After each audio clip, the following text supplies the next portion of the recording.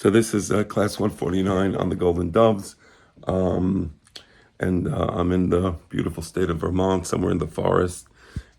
I wanted to welcome you to Torah Andalus, and again, pointing out that this is a channel where we have very deep and highly intellectual study of Torah. So again, not for you if you're looking for quick inspiration. This is actually the opposite of quick inspiration. It's difficult, tedious matters, which is why I made a huge Finjan Ahwe. Usually Finjan is supposed to be very, very small, but to study these things, you really need to be ready. So here we go. So I wanted to just address two things that was not clear yesterday in the class I gave. I think it was class 149, right? Hyperbolic anthropomorphism. What does it mean by that? We know what anthropomorphism is. What does my father mean by hyperbolic anthropomorphism? It means as follows. So there's like, they say, okay, so we're made out of basar v'adam. So we're made out, human beings are made out of flesh. So when we say that God is physical, we don't mean to say, of course, that he's made out of flesh like us, because us, if you pinch us, it hurts, or our skin can get cut, or we can even bleed. God is hyperbolic, meaning he's made out of very fine titanium. He's made out of titanium or some other some other substance or something, extra strong material, and he's not like us. Of course not. He's much, much bigger, right? He's much bigger than us, so we are small compared to him. It's like, even to talk about it, but for the fact that people are so immersed in paganism. So hyperbolic anthropomorphism, like many of the Anabam refers to some of the Chachamei Sulfat who apparently believed in this nonsense. And there's a famous Rabbah that criticizes Rambam for criticizing the people who believe in this nonsense. I think he says, "Tovim verabim mimenu ma'aminim b'zeh." So it's really remarkable, the conception of God. So that's the first thing I want to explain what hyperbolic anthropomorphism means. The second thing is interruption of being. Interruption of being, what my father meant, I believe, and of course, is Maurice Blanchot. And so the interruption of being mean. So, in a narcissistic relationship, I project myself onto others. I can project myself onto God. I can project myself onto an object of my love, right? So that's narcissistic in the sense that I anticipate certain things from that individual, which are just actually a reflection of myself, right? That's why people have problems in relationships.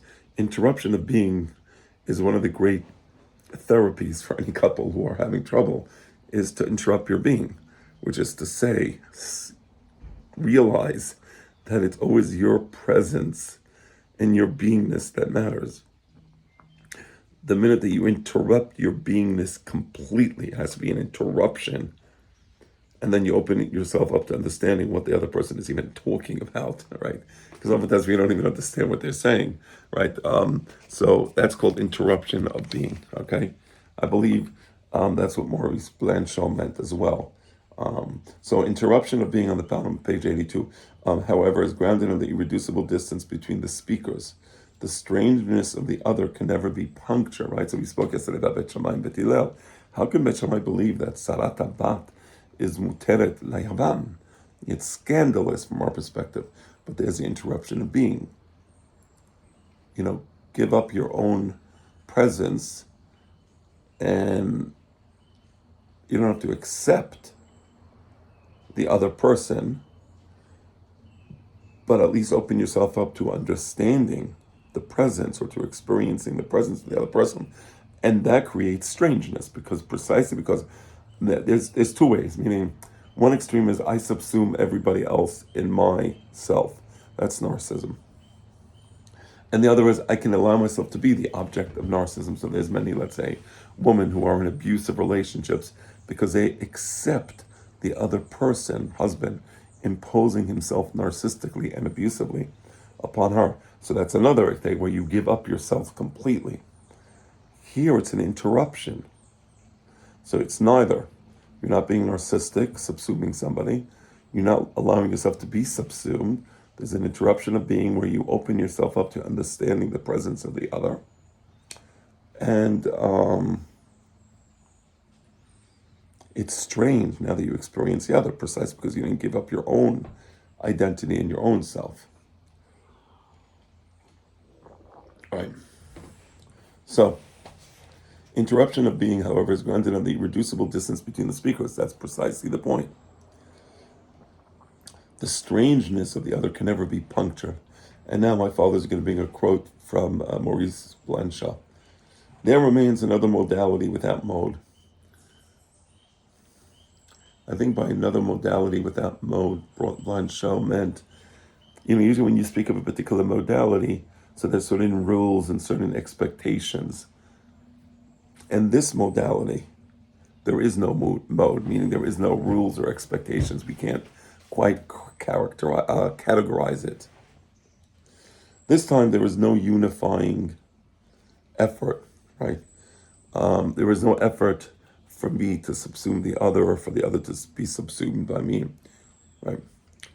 I no longer try to recognize in the other person or the thing. I no longer try to recognize in the other the person or the thing which a common measure, belonging to the same space, still keeps in a continuous or uniting relation to me.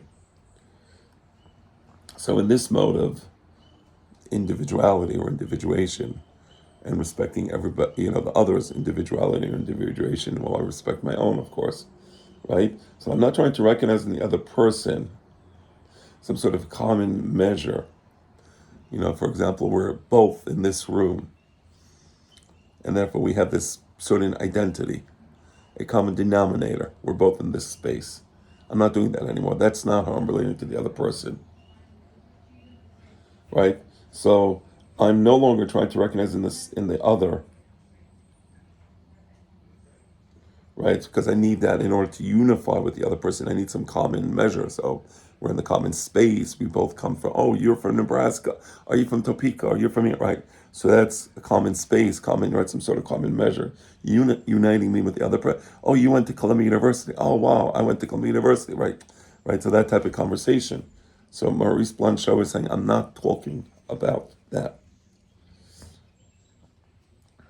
Now, what is at stake is a strangeness between us. You didn't go to Columbia University. In fact, you didn't even go to college. In fact, maybe you come from a time and space where there is no idea of college. So the strangeness between us. And not only that obscure part which escapes our mutual understanding and is nothing but the obscurity of being within the I.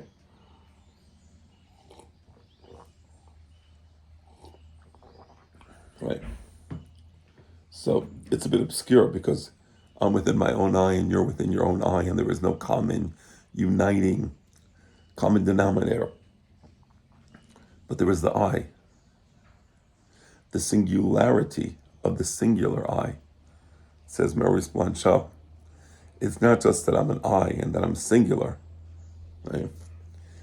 But I'm a singular I. I recognize myself as my I-ness is itself singular. Why are we studying this? You'll see in a moment. A strangeness which is still relative, as I is always close to another I, even indifference, competition, desire, and need, right? My experiences are different than yours, and I actually had very unique experiences. You can never understand me. The other person is thinking exactly the same thing, right? So there's a strangeness. It's a relative strangeness. Because I can only express the idea of I-ness, and I feel I'm different. My I-ness is different, but I can only express that idea to another I, right? Again, I is always close to another I, although I think I'm different than that other I, right? right? I'm competing with the other I, right? And I have other, desires and needs. I like the forest. I know this person likes the desert, whatever. What is at stake now and has to be accounted for is all that separates me from the other. So you recognize that there's a chasm there that separates me from the other. That is to say, the other insofar as I am infinitely separate from him. And this feeling of I-ness separates me completely. It's an infinite separation. Separation, cleft, gap, which leaves him infinitely outside me. You can never understand me. Really, fully, completely. You never can. Only I can understand my feelings, my perspective, my experiences, how all these combine together to create my sense of consciousness. But also claims to found my relation with him on this very interruption, which is an interruption of being. But it's precisely my I-ness and his I-ness and the separation that allows us to, so to speak, through opposition to each other, to have a relationship with each other. Okay? Because there's this interruption, right? That's where there's a commonality, right?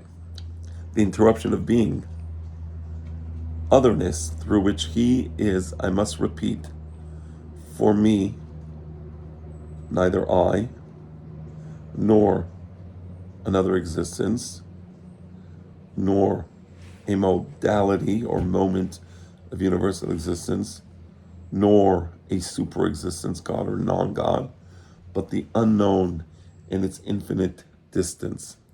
I'm going to repeat that. Man, these are long sentences.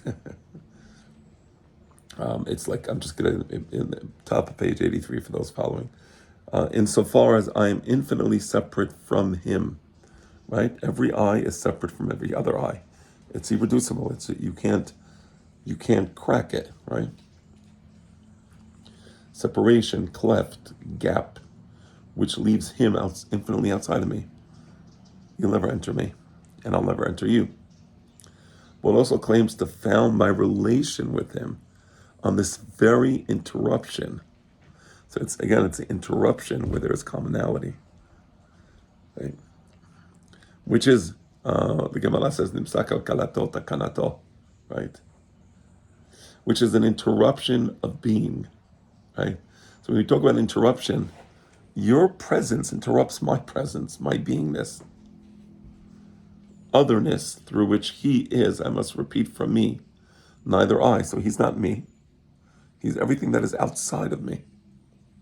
Nor another existence. You don't even exist like I exist, because I experience my existence, right? I experience it. Nor a modality or moment of universal existence, nor a super existence, but the unknown in the infinite, in its infinite distance. That's in the quote by Blind Shaw. I just want to look at the footnotes. I think we may have skipped one or two footnotes. I'm going to footnote 47. Oh no, maybe footnote 47. Let's see what footnote 47 was. Footnote 47. No, that was already several classes back. Footnote 47 relates, I believe, to page 82. In relation to his creatures, God is a total and unqualified difference. Actually, let's read that now. Now that we read Maurice Blanchot, we can understand what we mean when God is a qualified, infinite distance. Okay, so footnote 47 on page 175. This concept is grounded on the belief in creation ex nihilo, where all and any ontological relationship between God and his creation is rejected. So creation ex nihilo, by definition, if you believe Bereshit bara Elohim, creation ex nihilo, then there can be no commonality a point of common denominator between you and God, right? The distance is infinite. Absolute difference applies only to the semiological, never to the metaphysical. Precisely because biblical creation does not recognize, I'm sorry. I'm going back to the main text. Give me a moment. The main text is on page 82. So I'm going to read that paragraph again. Concerning man's relationship with God, negativity serves a twofold objective. First, it rejects a religion based on omnipotence of thought and hyperbolic anthropomorphism. We discussed that. Implicit in the rhetoric of positive attributes. And second, man acquires ultimate signification when relating to God as the ultimate difference. So we can relate to God and we say God is the ultimate difference, right? So, or absolute difference. So absolute difference applies only to the semiological, right? So even when we say difference, we mean at the semiological level, how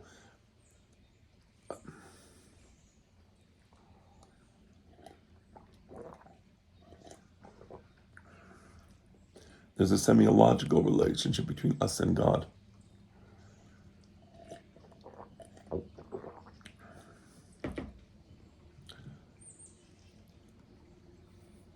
In so much as God is the creator and we are his speech. So because we're God's speech, we're God's words, so to speak, we're his creations. So there's that semiological relationship between us and God. So there is that absolute difference. When we talk about absolute difference, it's at semiological level, never to the metaphysical. Because you can't say absolute difference metaphysically, because it's even more than that metaphysically. Again, it's like saying how hot is no maybe what is tell me about the smell of the color green. How would you compare the smell of the color green to the smell of the color orange? It's a meaningless sentence. So you can't even say absolute difference metaphysically because there's no possibility of a similarity. You understand? So it's almost, even when we speak about absolute difference between us and God, we mean semiologically, right? In the sense that, for example, in semiology, remember we said how a word means everything. So we have a signifier, the word, right? The signifier. So the signifier really means anything other than that, right? Meaning, let's say the word house. So the signifier means anything, I exclude all things but the house, right? So it's kind of like a negative knowledge. That's the absolute difference.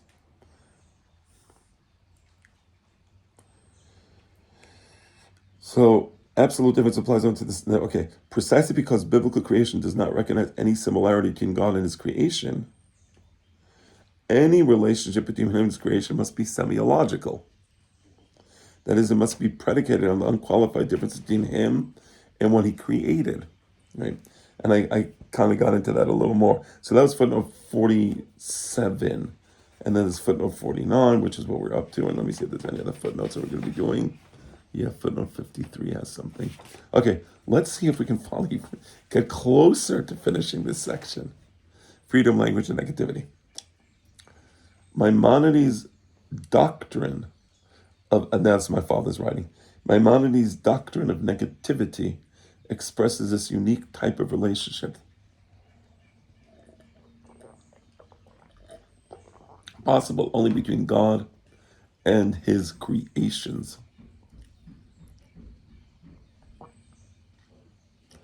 Right. Indeed. And this relates to the footnote that we just read. Right. Again, Maimonides' doctrine of negativity expresses this unique type of relationship, which is a semiological relationship, possible only between God and his creation. So it's actually good that we read the footnote now. Indeed, rabbinic tradition is explicit on this point. Before considering the source in question, we must examine the Hebrew term ot, letter. Ot designates both difference and articulation. Okay, because you articulate, but what makes an ot unique is that it's everything, it excludes any other ot or letter. So it's difference, the ultimate difference is the ot. Bishop William Warburton, on the basis of Exodus 4:8, rightly observed that ot has a voice, right? So it's not just that ot is different, ot can be articulated. Interesting, right? So it has a voice, you can say it, right? That is, it articulates meaning. Its primary sense is something with imminent meaning, a sign. So any ot, any sign, it has meaning within it.